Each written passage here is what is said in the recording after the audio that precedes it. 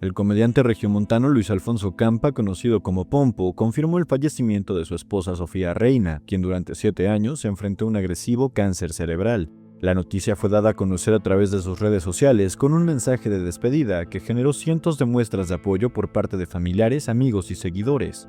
Sofía fue diagnosticada con un astrocitoma frontal izquierdo y durante su tratamiento recibió quimioterapias, radioterapias y una cirugía. Con el avance de la enfermedad decidió no someterse a una segunda intervención y su estado de salud se fue deteriorando. Pompo y Sofía compartieron más de 13 años de relación y tuvieron 2 hijos. Durante todo el proceso, el comediante permaneció a su lado, convirtiéndose en su principal cuidador y compartiendo con el público cada etapa de su lucha contra el cáncer.